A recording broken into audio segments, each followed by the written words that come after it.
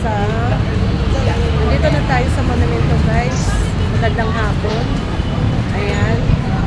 Maraming naglalakad papuntang SM kasi nasa monumento tayo. Ayun sa monumento. Nakita nyo?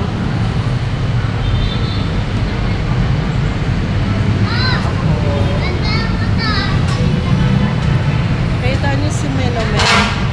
Eh ngayon ang sasakyan. Dito tayo nagpa-repair. Ayan.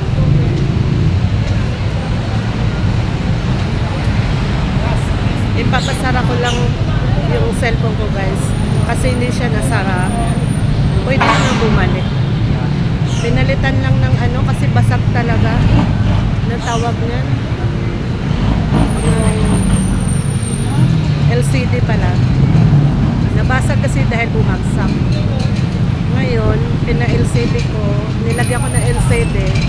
1 week eh. Sobra na sa 1 week.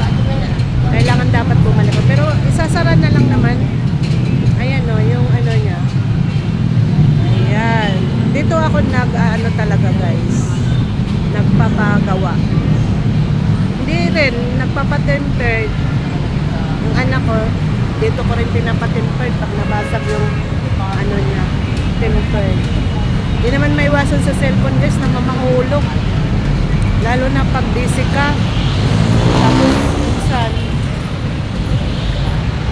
minsan nag-ano na yung busy ka sa hindi sinasadya sa pagkahulog kaya nababasag. Diyan nasisira ang cellphone. Ang daming tao dito guys habang naglalakad. May gwardiya dito guys. Ayan. Bantay. Ayun may SM sa kabila guys. Dalawa SM dito. Ayan supermarket. Nakita nyo guys.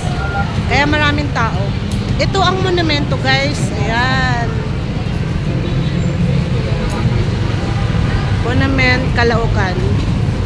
Oh, may nagtitinda ng ano. Gusto nyo magpa-tempered glass. Maraming tao dito guys. Medyo matagal lang antay natin kasi may inaayos pa. Medyo siya nauna kasi. Pero yung sa akin, i-close ko lang. Wala namang problema. Hindi naman siya sira. Ito nga guys, oh, basag na yung tempered ko.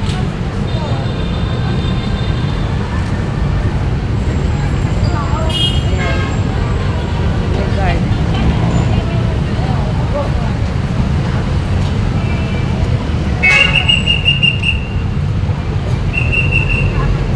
May tindahan dito guys.